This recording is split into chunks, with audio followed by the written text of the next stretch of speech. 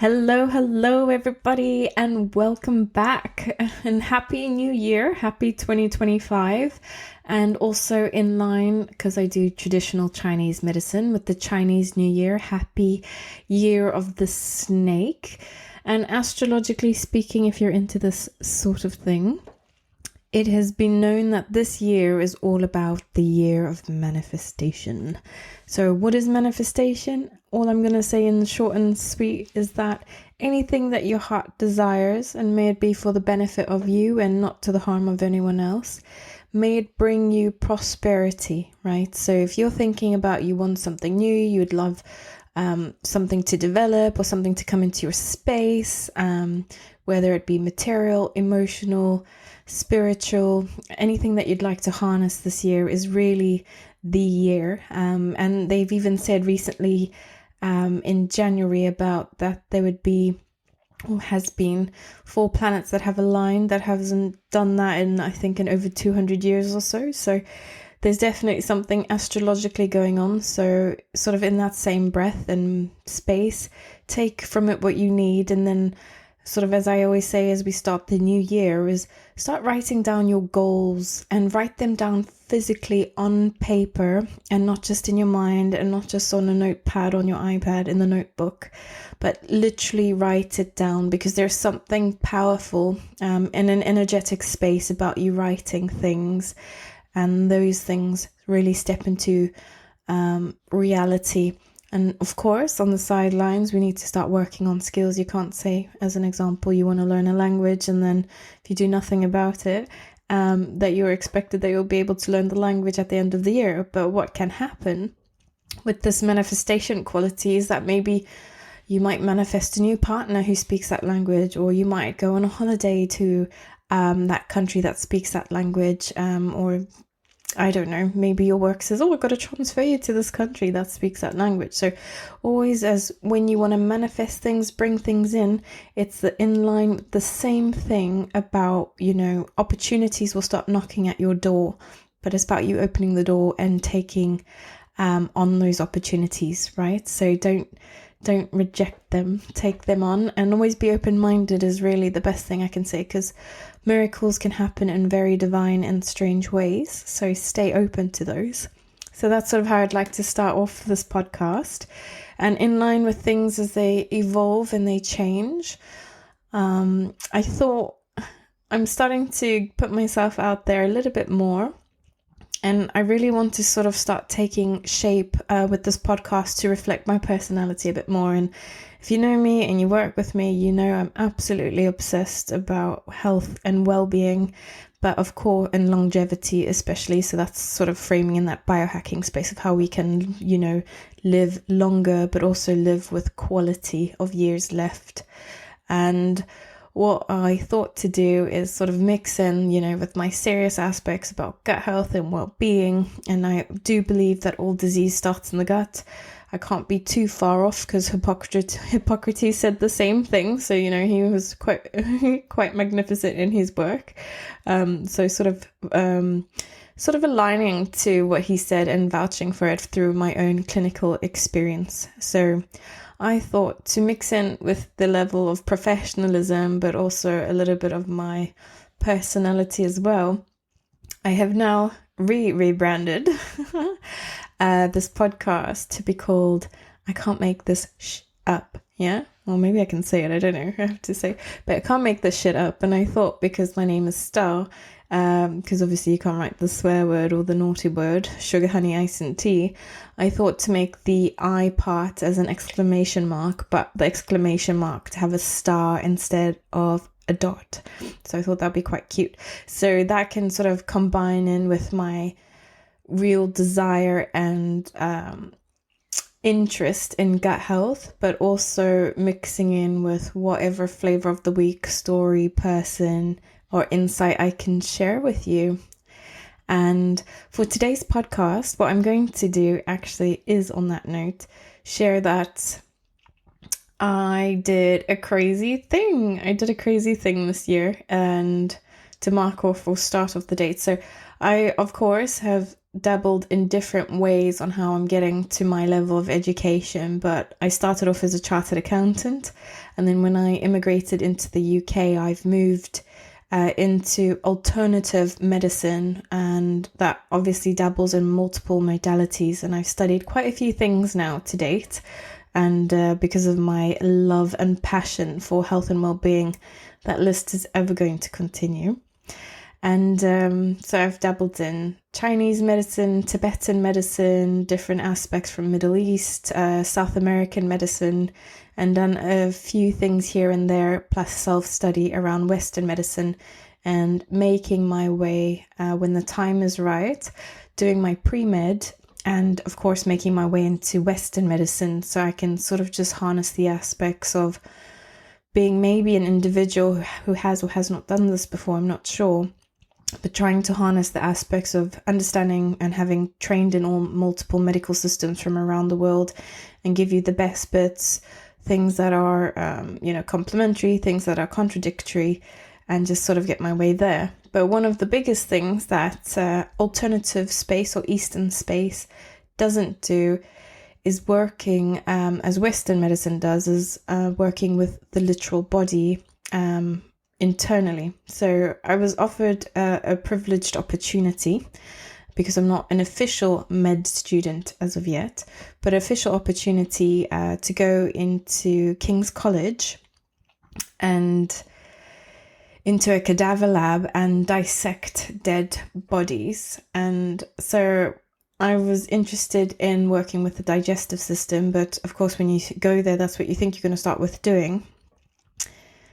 And then it just evolves into a whole lot more. So this is quite an interesting thing, because it's sort of, I was so excited. I was like, oh, I can't wait for this. I'm excited to do this. I can't wait to learn. I can't wait to go into the body and understand, contextually, where do things sit? How big are these organs? Where are they taking shape? Where are they taking place? Different structures of bodies, the different constitutions, and understanding and holding the organs. How much do they weigh? What are the color of the organs? Just information to make theory a lot more real.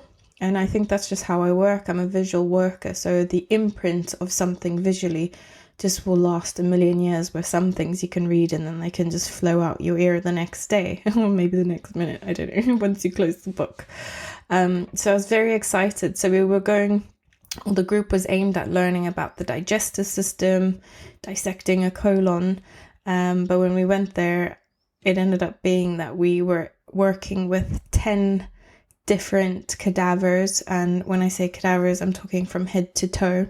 But of course, when a cadaver starts to wear out, aka the use, because it's been overused, the bits, of the different organs just become unusable, they will then harvest the parts of the body that are still good for medical training, and then from there they will then use that as just a certain section of the body. So it might just be the torso without the extremities and the head, could be just the dissection of the colon. I saw like a skull that was shaved like that much, maybe about 5 centimeters. So you had the face on the one side and the skull on the other side.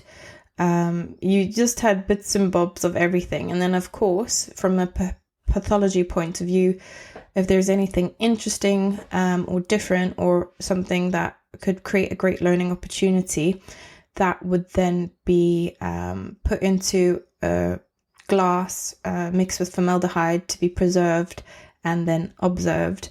And so there's a fantastic opportunity that only med students have the opportunity to view, so it's not available to the public, is a medical museum called the Gordon's Museum, where they sort of are very big on saying, like, it's being updated like literally every day with new pathologies, where it's a three level museum. And this museum is split into different sections, which would be about bones, would be about disease, would be about the liver, gallbladder, every individual organ. And then from there, you just see how different reasons that people became unwell and ended up passing from what happened with that specific organ. And then you'd have on the specimen a code, and then there'd be a file just next to it where you could read about the case history of the patient and what happened to them. So it was pretty it was quite a privilege, is the best way I can say it. So I really enjoyed that. But actually going there on the day, I was really, really excited. And the biggest thing, because coincidentally, at the same time, I've been watching Dexter. I have now since finished the series this season, and I'm like traumatized that I know that has been discontinued since 2013 because there's such a cliffhanger left behind. But I know there's different seasons of him younger, etc., that people keep telling me about, but it's not the same. And so I just thought this would be quite an interesting story to share about the experience I had about going into a cadaver lab and, literally putting my hands in dead bodies and, feeling their organs and understanding what's going on. So 3 episodes prior to the cadaver day, the dissection day, on Dexter, there was a episode where, sorry, spoiler alert, but I don't know if it would be, but if it is, I'm sorry in advance. But there was an episode about a serial killer who basically, after killing the ladies that he would abduct, he wouldn't want to get rid of their bodies, but rather he put them in these big tins, the ones where you keep like petrol or any big things, those big bins, I can't say the word now, pardon me, but basically would fill them up with formaldehyde and then would keep them preserved in there. So it's kind of like, oh, I understand that the chemical that they preserve bodies in is formaldehyde. So there's the biggest thing that, will joke around, med students is the smell, that when you go into these labs, is the smell is really, really bad. And what I can say to you is that it is true. It's very overpowering. It's very sharp. It's kind of like if you had to shoot a shooter of vinegar. It's kind of like, poof, it's very pungent. It just gets you. And you just kind of like, whoa, this is quite intense. And this is already like 3 doors before we could even, we get access to the actual lab itself that is hosting the cadavers. So we had to have a first, which I think is fantastic. So we were in the Gordon's Museum, we went to the ground floor and we had a lecture just explaining the whole digestive systems and what's going on and what to expect and what we will see. And just so we can have clarity, so when we go in for the practical, then we'll know what's going on. Because as the teacher or the lecturer demonstrated, from past experience, this just helped to put context to when you're in the practical aspect. So then when we got there, we had to put on these lab coats. So you had to pick one that was the relevant size to you. And then we got told that, out of respect, that these bodies have been donated to science. We can't take any photos or videos or footage or anything of the sort, which I completely agree with, because it is a big deal. Which, is, it's quite an honor to obviously, let a family member give their body to science to try and help promote the future doctors of our society. So I 100% agree with that. And, so then we got obviously the talk to that, if it's overwhelming or it's stressful, just sort of the preparation that, you can have a sit down, you can step out, there's no obligation to stay the entire time, etc. So, because you just don't know how a person is going to respond to the situation, which, makes complete sense, because this is actually, if we think about it, a traumatic experience. We're going to look at dead bodies, and, who knows what one might experience through that. But what I can say is this was the first time this opportunity had been offered to me. In 2024, which I took the privilege of signing up. But majority of the students on the course, actually, this is their repeat experience. So I think it almost tells you something that they've gone, actually, I really wanted to come back, and I'm not sure all the motives of why, because we didn't get the opportunity to really sit and chat. It was more about, let's get stuck in, right? So when we're getting that little pep talk about going in,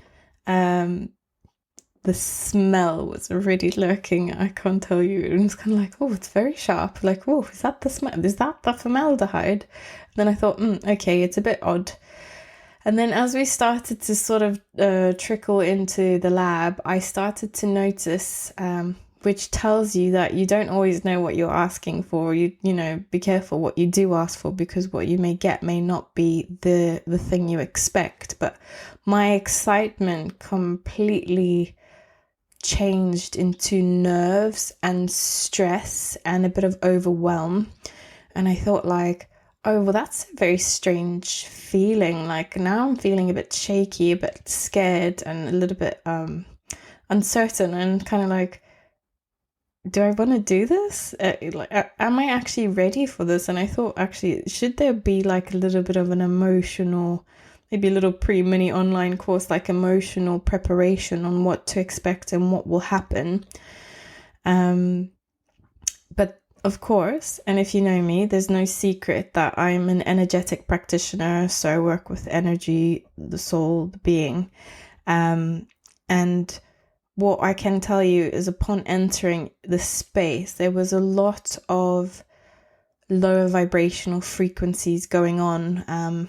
And, you know, maybe you can't blame that, you know, the spirits are lurking around the lab, going upset and not sure and lost and confused. And, you know, maybe watching, if you think like a movie, you know, watching many students cut into a cadaver, which is you, and you're thinking like, what's happening, what's going on? And what I find very interesting from a Tibetan medicine perspective, in their beliefs, they say that when a body passes on, they like eventually, so the initial processes, they always like to give back to the earth, give back to the mother, because they say that every living being on this planet is the mother, because it gives life to something else or some other, living thing. And so when I studied as a death doula, which is basically how to help someone when they are struggling with terminal illness or end of life care, and that's going, you know, being a friend, but also helping out with regards to, you know, the affairs of financial matters, decisions, making the will, how you want to pass, do you want to be buried? Do you want to be cremated? So sort of like all the big decisions that you're not really in an emotional space to do, that an objective third party can help you with, but also takes away that from the family who are going through just as equally an emotional, stressful time. And I learned from this course that in Tibet, in the traditional days, they used to take the dead bodies and take them on top of the mountains, and then leave them for, you know, any living being to come and eat from. So the vultures would come, the worms would come, everything, every living organism that could feed on would. And then, and if I'm correct in my memory, they also used to take scissors and cut, like I just remember the back of the Achilles heel, they'd just snip the back part, so it just would be, the flesh would be open and ready and easy to access for these other living beings. And so once the body then, you know, has been sufficiently provided back, they then would take the body and then cremate the body, because there's a belief system from my Tibetan medical training about that the spirit is attached to the bones. So if the bones are buried, the spirit will always in some way be attached to the earth and cannot move on.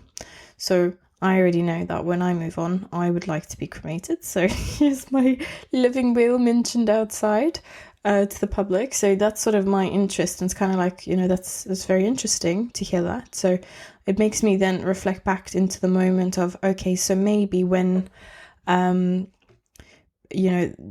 cadavers are in the lab, the bodies are in the lab, maybe because some bodies are there forever or for as long as possible, which can be many, many years, then of course, maybe there are a little bit of souls still stuck. So I felt that like intensive, overwhelming experience, and I thought, I feel this sadness, this confusion, this, what's happening, I'm stuck, so I felt this real density of emotion, and I thought, okay, wow, I didn't expect that. I didn't think about that, because I was quite excited from a medical Western point of view to come for this session. So then we learnt about how certain bodies are donated, and some of the oldest cadavers that I saw that we worked with, because they had tags attached, was dated back from 2019. And apparently since COVID, there's been quite a big shortage of bodies being donated to science. So they really, really have to preserve the bodies. And that's just sort of how it works, And then once a body becomes quite unusable, then they're just going to harvest it to make sections of where the good parts can still be used and will be used. But like I say, it's usually just the main torso where the extremities are cut off. So when we walked in there, the first thing that you notice is that the skin appears quite rubbery. So it's gone through the embalming process, and obviously all the fluids of the body being dehydrated. So it cannot, of course, go into any further state of, I've lost the word now. It cannot rot any further, or, basically trying to ensure that we can preserve it. And if you don't know this, they say that the closest thing in terms of an animal that we match is a pig.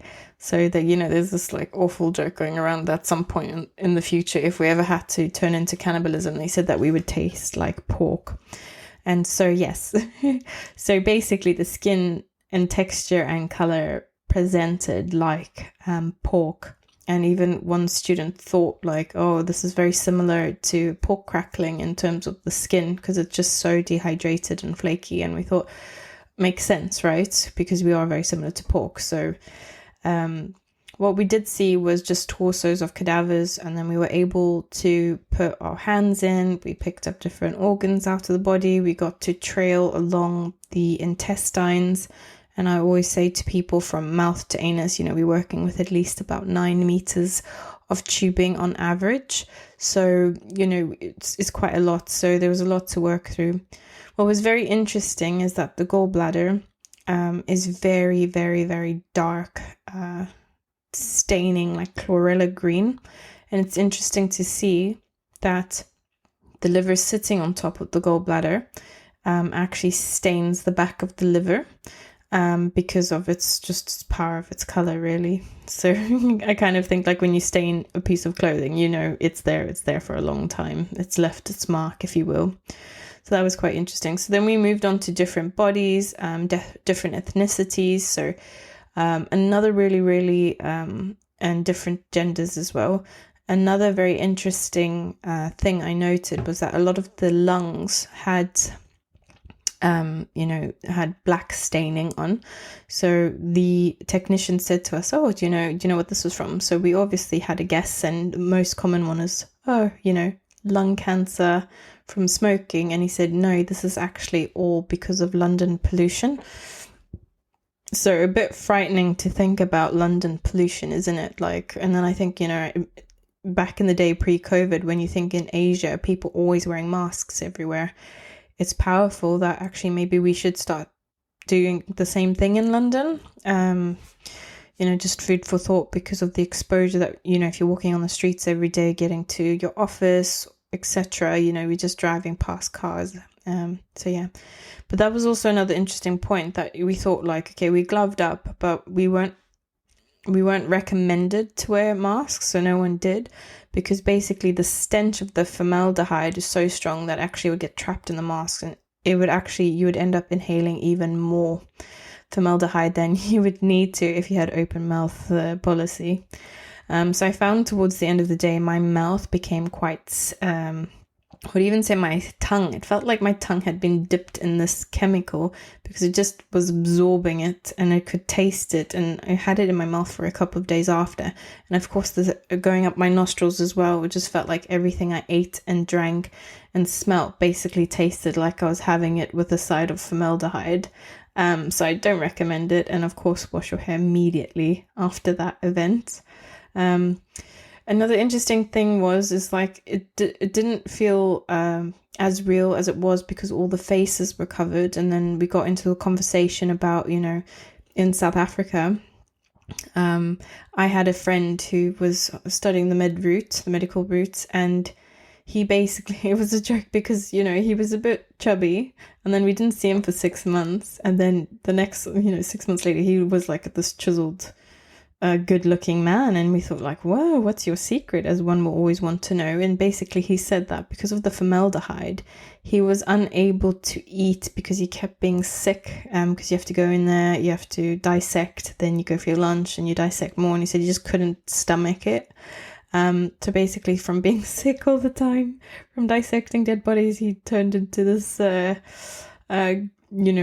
chiseled six-pack kind of look. So I thought, well, whatever works for you. But yeah, he basically said that you, part of your meds tuition, which is why medical school is a lot more expensive, is that you had to pay for your own cadaver. And then I learned here, because of the shortage of cadavers, is that there's a ratio of 6 to 8 med students per cadaver, so everyone shares. And now the faces were all covered in this embalmed agent wrapped with a cloth. But then was told that, but the heads are owned by the dentists. And of course, if any of the doctors are practicing ENT, ear, nose, throat, or understanding from a brain point of view, so neurologists, etc., or neuroscientists, then they would get the heads. So that's why I thought maybe the heads were covered just to preserve, like, from scaring the students, but actually it was just because they owned by a different med student, and so you just want to keep it as preserved as possible. So students said, hey, can we see the face? And the technician said, absolutely no problem. And then he ripped off this cloth, and then we saw the face. And what I can say is, after seeing multiple faces, is that it's extremely traumatic, it's extremely shocking, and it was extremely overwhelming, because you just see a person who's passed on with their mouth open, more open than the usual. You open your mouth, it's just a little bit wider, and that's where they take their last breath. I noticed the noses of everyone was quite squished, and I thought, is there something that happens through the embalming process? And squish to the left, squish to the right, and the technician said, no, that's only because when we have to store the bodies, they sometimes get piled up against each other, and this is just like a consequence of that. But yes, but one thing is, the technician, I can say, because he was been there for 23 years, he's just significantly desensitized, and it's a special kind of person to work there, I think.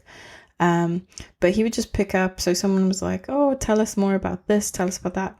He would pick up a dissected heart out of the torso of the body, and then it had, all of its parts cut but put all together, and there were just all these little bits and pieces just falling onto the floor, onto the table, and I just was like, oh my gosh, just my brain just thinks this level of respect, manage.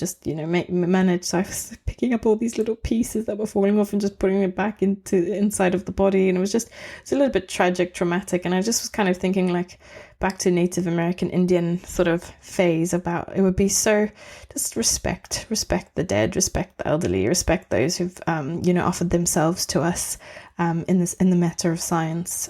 So I just feel like he sort of has lost that sensitization, which is a bit sad, but it is what it is. So I was like, oh my gosh, I'm just going to pick this up and put these little pieces inside. Because what else would they do? I don't know if they just throw them away or brush it off, or I don't know how it's maintained. And then other parts is, when I saw a dissected skull, so you just see the part, like, of the inside of the head, you see the brain and you see the brain stem, etc. But then I turned it over and then I saw the person's face, and again, it's just so much more traumatic when you see the actual face. It's just it's more real. So I was like, oh, okay, this is quite scary. So we spent the whole day learning and educating, and then when I actually got home, I ended up having a big breakdown. So I'm not ashamed to say that, because it's all part of the process. But I had a big breakdown, and I was crying, and and I just was trying to sort of release the stress of what I saw. But through that, I actually realized it was the event of when the technician took the cloth off the cadaver's face. It took me back to one of my traumas from when I was a child, where I had to identify my father's body when he passed. And it was the same thing that in the hospital, the security guard of the morgue, to identify his body, just ripped his cloth off his face to identify. And it was just that moment of shock. And I was like, and I felt almost like this experience helped for me to sort of process some block trauma as a kid that was hiding in my body. So it was almost cathartic and sad. So I had a bit of a big breakdown day. But I also equally the next day felt like a lot lighter than I ever expected. So it was almost like this difficult experience was also traumatic from my trauma point of view. It was quite powerfully healing from a trauma that I've experienced, a very deep, powerful trauma. But yeah, so it was just a very interesting day. Not for the faint-hearted, I would say. But very interesting, and I've learned a lot. I've seen a lot. I've seen enlarged organs. I've seen twin babies. I've seen, things that I think, you'd never even think of. But it's been very informative, and I would definitely say enhanced my my medical understanding and helped me to appreciate things a lot more, and also to give a newfound respect to medical students, because they have to do that day in and day out for months and years. And it doesn't, it takes a special kind of person to have that level of resilience and ability to continue that process despite, getting an education. So in the goals of getting an education, so I have a newfound respect for the Western medicine doctors. And I suppose in that way, I'll just sort of cap on that. And I love it if you send me some comments or information and let me know what you think about this, or if you've been through something like this, or if you, can share some similar aspects of going through this. But it was a very interesting time. So I've checked something off on my 2025 to-do list for the year, or maybe even a lifetime thing. And just sort of monitor on and start moving on to the next things that I want to do for 2025. So this was just sort of a story about me and my process and my journey, which I love to share with you. And I kind of think it makes it all ties nicely in line with the whole rebrand of can't make this shit up. But yes, I'm looking forward to, I've got a whole bunch of new content lined up for you guys. Lots of gut health, obviously, focused and aimed, and things that I'm picking up from the clinic, just insights, questions I'm being repeatedly asked, and just wonderful hacks where I can, or tips that can help you guys from home that you can do it, because we really are changing into a different era at the moment where a lot of self-care, self-development that is being conveniently done at home. But I always say, please, please, please make sure that the things that you're looking up, seeing, doing on the TikTok, on Instagram is definitely right for you, because I work as a client-centered approach. So we want to work with how you guys are doing in your world, in your way, in your constitution, with your genetics, your lifestyle, your background, your environment, your behaviors, to make sure that you're optimizing your health and well-being. All right. So I'm sending lots of love to wherever you are in the world, and I'm looking forward to the next episode, which will be aimed next week, and we take it from there. Happy 2025, everybody.